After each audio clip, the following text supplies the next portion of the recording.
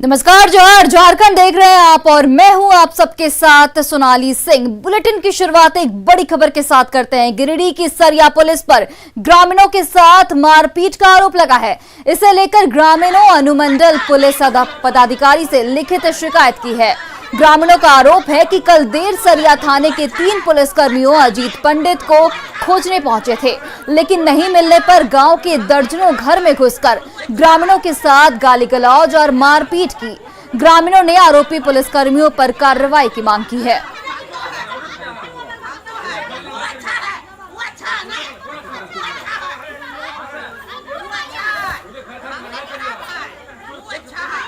और गिरिडीह से एजाज अहमद जुड़ गए हमारे साथ। एजाज, पुलिसकर्मियों पर ग्रामीणों से मारपीट का आरोप लगा है, तो पुलिसकर्मी जो कि आरोपी हैं, उनके खिलाफ कार्रवाई कब तक होगी? जी, आज ग्रामीणों ने आवेदन एसडीपीओ साहब नौशाद आलम को कलेक्टिवली ग्रामीणों ने एक आवेदन दिया है और आग्रह किया है कि हम लोगों के प्रति जो रवैया अपनाया गया, पुलिस के द्वारा अत्याचार किया गया, महिलाओं, बच्चों और वृद्ध लोगों को जो पिटाई किया गया, आवेदन दे करके न्याय की गुहार लगाई है। और एसडीपीओ साहब नौशाद आलम ने भी लोगों को आश्वासन दिया है कि मामले की जांच की जा रही है, घटना की तफ्तीश से जांच की जा रही है और दोषियों पे कार्रवाई जरूर की जाएगी। एजाज, जो हम तस्वीरें देख पा रहे हैं उसमें पुलिसकर्मी का चेहरा साफ साफ दिख रहा है, तो उन पर कार्रवाई कब तक होगी? सवाल ये है।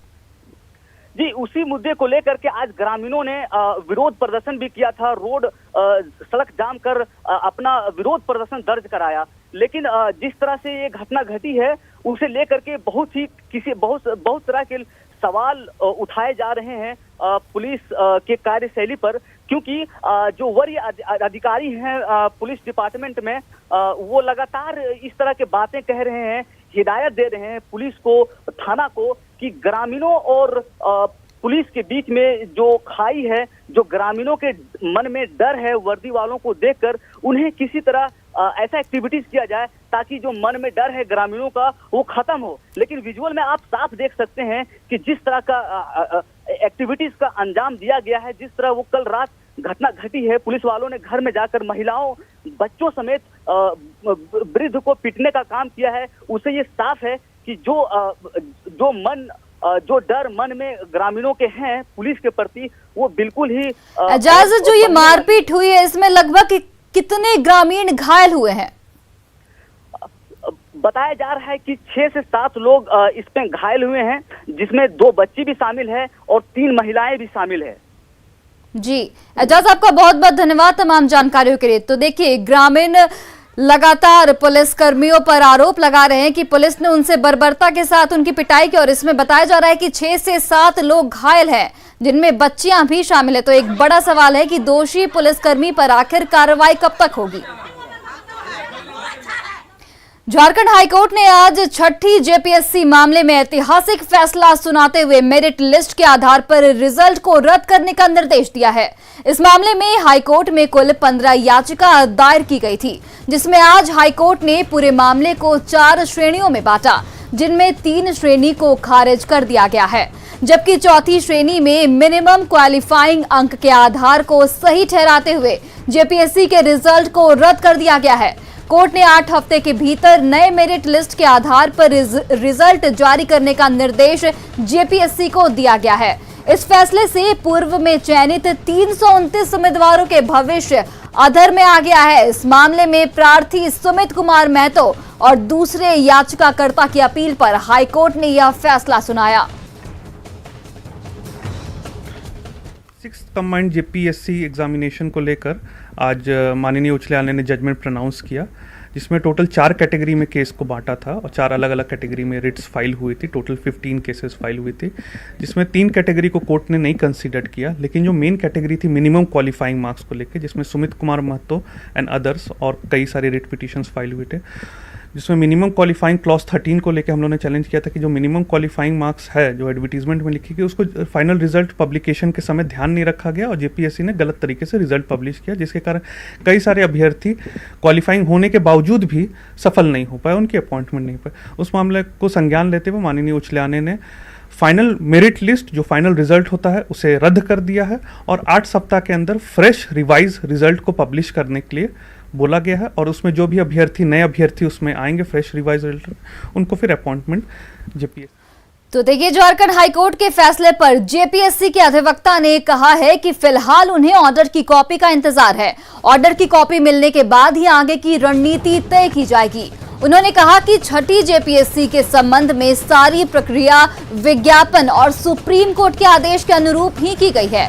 उन्होंने कहा कि हाईकोर्ट में दायर कुल 15 याचिका में 9 याचिका पर फैसला जेपीएससी के पक्ष में गया है, जबकि 6 खिलाफ में गई है। अभी तो हम लोगों को ऑर्डर का कॉपी मिला नहीं है। ऑर्डर का कॉपी जब मिल जाएगा तो फिर हम लोग उसमें देखेंगे कि क्या क्या ऑनरेबल कोर्ट का फाइंडिंग्स है, किस बिंदु पर है। क्योंकि ऑनरेबल कोर्ट्स का फाइंडिंग है कि विज्ञापन के शर्तों में छेड़छाड़ नहीं की जा सकती है और जो विज्ञापन का शर्त है उसके अनुरूप ही होना चाहिए।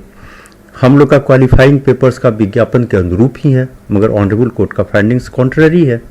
उसी तरह हम लोग का जो स्पेसिफिक स्टैंड था, जिसको वो लोग डिनाई भी नहीं किए कैंडिडेट्स लोग ने, कि जब सुप्रीम कोर्ट के द्वारा सिविल रिव्यू में आदेश पारित किया गया वो हमारे ऊपर बाइंडिंग है।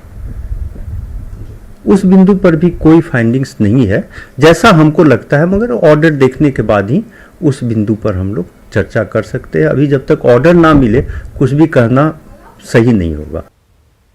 राज्यसभा चुनाव 2016 में हॉर्स ट्रेडिंग मामले में पीसी एक्ट जोड़ने के मामले में रांची सिविल कोर्ट ने फैसला सुरक्षित रख लिया है। कोर्ट ने फैसला 10 जून तक सुरक्षित रखा है। इसमें पूर्व मुख्यमंत्री रघुवर दास और उनके सलाहकार अजय कुमार और तत्कालीन एडीजी अनुराग गुप्ता पर पीसी एक्ट जोड़ने की मांग की गई थी।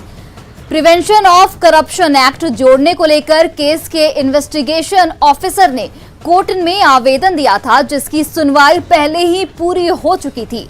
आज की सुनवाई में सहायक लोक अभियोजन ने कोर्ट को विस्तार से जानकारी दी। अब फैसले के लिए 10 जून का इंतजार है।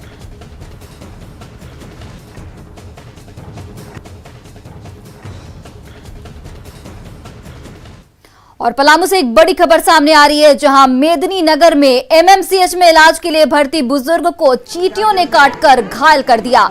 इससे बुजुर्ग की हालत और गंभीर हो गई। पीड़ित की बेटी के मुताबिक मरीज को मिर्गी की बीमारी थी, जिसकी वजह से उन्हें अस्पताल में इलाज के लिए भर्ती कराया गया था, लेकिन अस्पताल में रात में चींटियों ने उन्हें काटकर घायल कर दिया।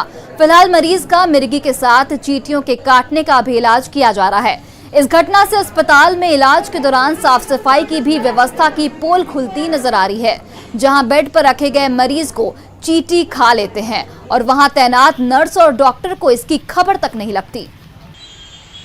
चींटी फड़का टाइप हो गई तो लान की चींटी काट दिया तो पूरा घाव हो गया है। कहाँ कहाँ काटा चींटी? पैर में, हाथ में, जांघ में काटा है। यहाँ हॉस्पिटल में? हाँ। क्या बीमारी था पहले से? फड़का था, वो गिर गया था तो माथा में खून जम गया है।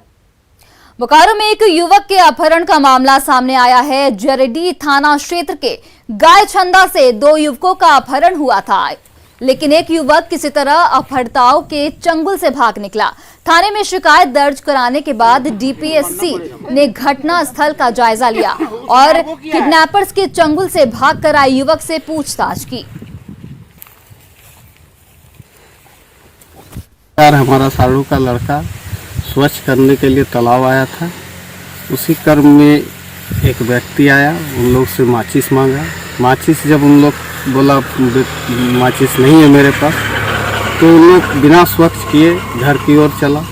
पीछे से गमछा फेंक दिया हमारा बेटा का मुंह में और बांध दिया, हाथ बांध दिया और मारपीट किया। उसके बाद ले जा रहा था। उसी क्रम में किसी तरह ही फुचक के भाग किया। एक टोरियो गांव से एक लड़के को जो है उठा करके ले जाने की बात आई है, जिसमें हम लोग अपहरण का मामला दर्ज कर लिया है, तो उसी का इन्वेस्टिगेशन कर रहे हैं। गिरिडीह में हत्या के आरोपी को दिल्ली पुलिस की टीम ने गिरफ्तार कर लिया है। आरोपी पर प्रेमिका के साथ मिलकर उसके पति की हत्या का आरोप है। घटना 2 जून की है, जब दिल्ली के निहार विहार इलाके में अनिल साहू की हत्या कर दी गई थी। मृतक प्लेसमेंट एजेंसी में जॉब करता था। आरोपी ने उसकी पत्नी के साथ मिलकर नींद की गोली देकर उसे बेहोश किया, फिर चेहरे और गर्दन पर ब्लेड से वार कर उसकी हत्या कर दी। पुलिस की पूछताछ में आरोपी ने अपना अपराध कबूल कर लिया है, जिसके बाद दिल्ली पुलिस आगे की कार्रवाई में जुट गई है। हमारा मुलजिम है, इसने अपनी प्रेमिका के साथ मिलकर अपने प्रेमिका के पति का खून किया है। तो प्रेमिका जाहिर सी बात है अपने पति से छुटकारा चाहती थी और इसकी मदद उसे लेनी थी और ब्लेड से काट के इन्होंने जो है अपने पति उसका। क्या नाम है प्रेमिक के जिसको आप हिरासत में लिए हैं आरोपी का? इसका नाम असलम है। सिमडेगा डीसी ने सरकारी जमीन से अवैध कब्जा हटाने का निर्देश दिया है, जिसके बाद नगर परिषद ने अतिक्रमण हटाओ अभियान शुरू कर दिया है। लेकिन सालों से झोपड़ी बनाकर रहने वाले गरीबों की परेशानी बढ़ गई है। उनका साफ तौर पर कहना है कि बरसात के इस मौसम में वे आखिर जाएं तो कहां जाएं। हम लोग के घर दूरा कर्मन सुने हैं होगा तो हम लोग कहाँ जाएंगे? बाल बच्चा लेके कमा खा रहे हैं, रह रहे हैं, बहू है, छोटा बच्चा सब है, 3-4 घर 5 घरों जगह है, हम कमाने खाने वाला सेट बनेगा, अच्छा है, साफ सुथरी हो करना होगा, अच्छा बात है। लेकिन एक बार भी दुकानदारों को एक बार के लिए सूचना देना चाहिए था। नंबर 2, अभी जिनकी झोपड़ी में जो गरीब तबका के लोग रहते हैं, जिसके घर नहीं तभी झोपड़ी बनाकर रहते हैं, अभी 5 दिन बाद बरसात आ रहा है, अभी कम से कम उनको समय देना चाहिए।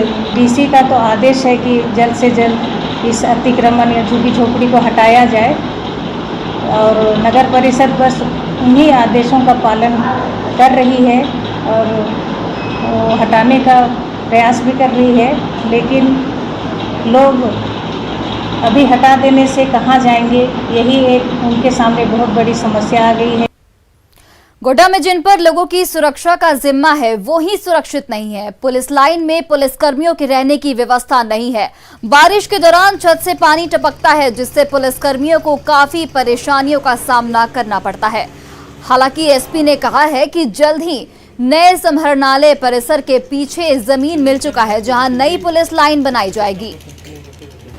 जो नया कलेक्ट्रेट जो बन रहा है उसके पीछे जो है 16 एकड़ का जमीन जो है हम लोग को उपलब्ध हो गया है। आपको ये भी बताऊंगा कि जेपीएचसीएल के जो इंजीनियर साहब लोग हैं वो भी आके नक्शा भी पास करा लिया गया है और इसके चलते हुए एडीजी मुख्यालय सर के द्वारा पिछले हफ्ते एक वीसी हुआ था, जिसमें गोड्डा को प्रायोरिटी लिया गया था, जिसमें गोड्डा का पुलिस लाइन जो है मेन इस साल से जो है डीपीआर भी हो गया है और राशि भी उपलब्ध हो गया है। पूर्वी सिंहभूम में घाटशिला अनुमंडल के घुटिया सबर बस्ती के सबर परिवार नाले का पानी पीने को मजबूर हैं। घाटशिला प्रखंड कार्यालय से 30 किलोमीटर दूर इस सबर बस्ती में पानी के लिए जलमीनार है, लेकिन इनमें से एक 6 महीने से खराब है, वहीं दूसरा पर्याप्त मात्रा में पानी नहीं दे रहा है। ऐसे में गर्मी बढ़ने पर लोगों को मजबूरन नाले का पानी ही पीना पड़ता है। इसके साथ ही बस्ती में अधिकतर आवास जर्जर हालत में हैं, जिससे बारिश होने पर उनके घर में पानी टपकता रहता है। वहीं सरकार की योजना का लाभ नहीं मिलने पर सबर परिवार पत्तल बनाकर बेचते हैं, जिससे किसी तरह उनका परिवार चल पाता है। ऐसे में सबर परिवारों ने सरकार से मदद की गुहार लगाई है। जले सुविधा हमारे खाबार जल नहीं लदी जल लास्टे आनते लदी जखन बन्या नाम है तखन डुबाई वानी कर खाते हैं। कब से खराब है ये? 6 मास होंगे से खराब। बहुत असुविधा है। देखो पाए भी नहीं, जल বাইরে से नहीं কিছু नहीं। হ্যাঁ এখনো মানে পর্যন্ত এখন মানে নদীর জল খাওয়া হচ্ছে। হ্যাঁ আমাদের অসুবিধা মানুষের এখনো মানে যেমন এখন কোনো খাবার কোনো এখন কোনো খালি পাত টিপছে, কোন का किलो चाल मिले कौन खावा किलो चाल दिसे कौन ना सरकार को पता नहीं है। वैक्सीनेशन पर जागरूकता के लिए सिमडेगा में बैंक ऑफ इंडिया ने अनोखी पहल की शुरुआत की है। बैंक में उन लोगों के काम को प्राथमिकता दी जा रही है जिन्होंने वैक्सीन ले ली है। बैंक की इस पहल की सराहना प्रशासनिक अधिकारी भी कर रहे हैं। जो भी वैक्सीन ले लिए हैं वो अपना सर्टिफिकेट अगर लेके आते हैं तो उनका पहले काम होगा और प्रायोरिटी में उनको वरीयता दिया जाएगा, ताकि वो जल्दी से जल्दी अपना काम भी कराएं। और एक सूचना जाना चाहिए जन को कि वैक्सीन ज़रूरी है लेना, ताकि आप भी सुरक्षित रहें, हम भी सुरक्षित रहें, क्योंकि बैंक में आ रहे हैं, इतना भीड़ हो रहा है। अगर वैक्सीन नहीं लिए रहेंगे तो फैलने का चांस, फिर से फैलने का चांस बहुत ज़्यादा है। जो इतना मेहनत से कम हुआ है वो वो फिर से पता चला दिक्कत हो जाएगा। तो हम लोगों ने ये डिसाइड किया है कि जो लोग वैक्सीन ले लिए हैं उनको हम लोग हर काम में टॉप प्रायोरिटी देंगे ताकि उनका काम जल्द से जल्द हो। और साथ ही साथ ये करने का पर्पस ये है कि ये मैसेज देना आम लोगों को कि आप जल्द से जल्द वैक्सीनेशन करवा लें ताकि आप खुद को सुरक्षित रखें, साथ ही साथ बैंक के कर्मियों को और अपने समाज को सुरक्षित रह सकें। और फिलहाल रुकते हैं एक छोटे से ब्रेक के लिए।